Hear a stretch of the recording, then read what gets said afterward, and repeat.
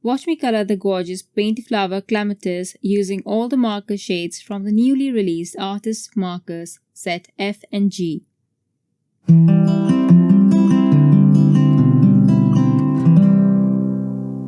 Welcome to Creative Coloring with Erum. Today, Altenew released the Painted Flower Clematis stamp set along with Sunshine Valley Garden Artist Markers set and the Water Garden Artist Markers set. That makes 24 new marker shades, and I am super excited to share these with you today.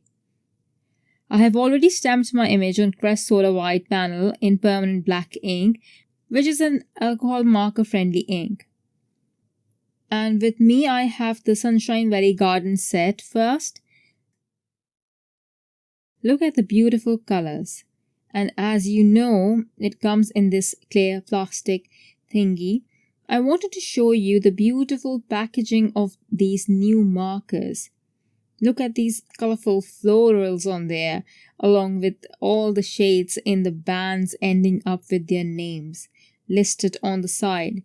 I just love this idea for someone like me who keeps them in the original packaging. This is very helpful.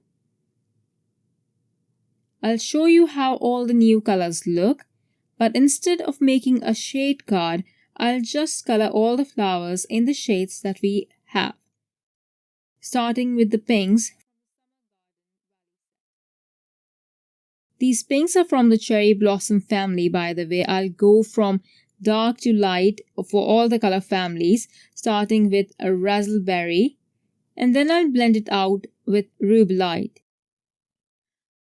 The next color on there is Pinkalicious, and the last one is Pink Diamond. Now I'll use all the markers in the same way and color all the flowers in individual color families. The yellows are from the Pocketful of Sunshine family, and the yellow shades are pretty vibrant. Again, I'll start with the darkest shade, that is Honey Drizzle, and then Maple Yellow. And then next color to go on there is Fresh Lemon, and the last one is Citrus Burst. Both of these last two colors are very vibrant. Right now I'm only showing you the shades. That's why I'm coloring in this manner of color gradation instead of adding flicks. These are small size flowers, so you really do not have to worry about the details on this one.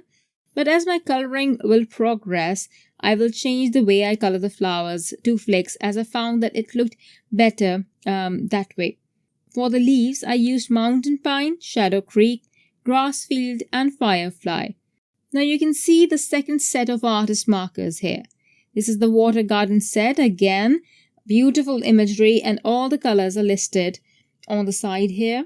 I'll take the colors out and separate them according to the color families.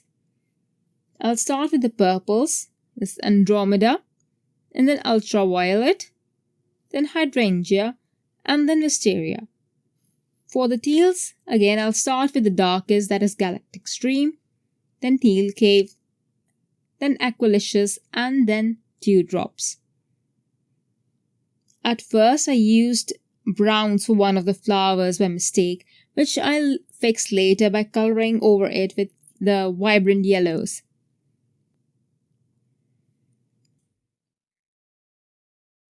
When creating a wooden look or a faux wood look, it helps to look at actual wood or photos of wood.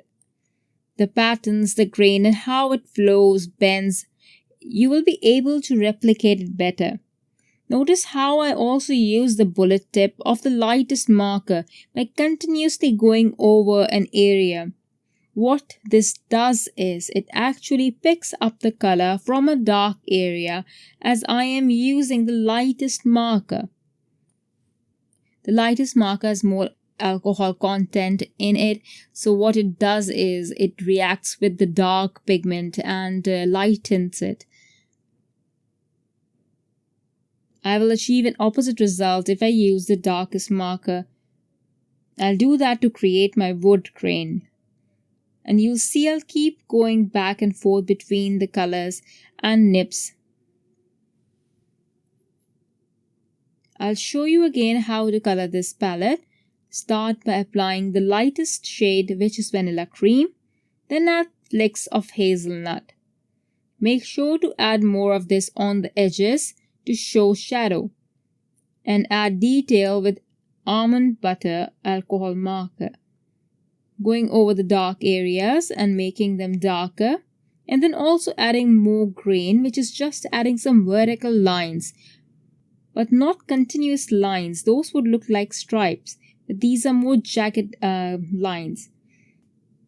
The last shade, the darkest one, is milk chocolate alcohol marker, and you will only enhance the shadows more with this, including increasing the intensity of the wood grain. This is the easier version of the coloring I did on the vertical palette on the right there. Now with my image complete, I'll add watercolor to the background. For this, I'll mix a bit of watercolor from the Artist's Pan set. Also, this is Crest white cardstock, so I'll be very careful when I apply water as to not use a lot of it in order to avoid warping.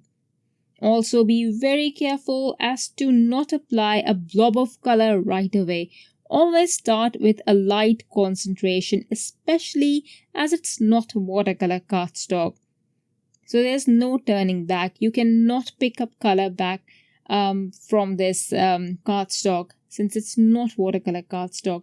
Watercolor cardstock is fairly forgiving. You can add more water to it and dilute the color, but here you cannot do that. You can always go back in and add more color once the first layer is dry. That is what I will do over here. Some people ask me why I add watercolor to my alcohol marker panels. There are several reasons for doing so. It gives an illusion of foliage behind the image. It also hides any imperfections like mist stamping or color that went out of the line that doesn't look as prominent if there is color on the background too.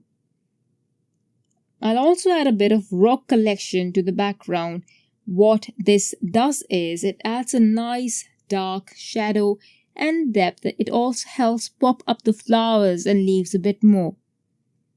This is more of a watch and learn process. I would suggest that you slow down the video if you want to follow along and color with me. You will find the speed option in the settings. I'll take one of the pens from the fine liner pen set and add a few pen details to the image, adding more to the wood grain pattern and also going over a few outlines.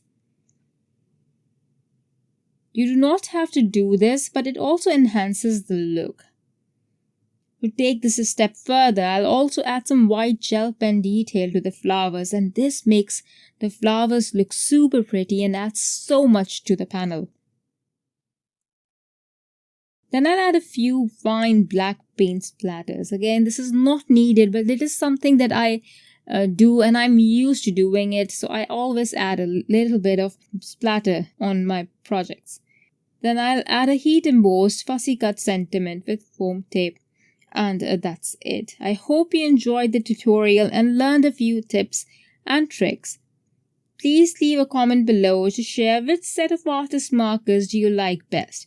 And do not forget to stop by the blog, as there are lots of prizes and inspiration waiting for you. Link is in the description. Thank you for watching. Bye.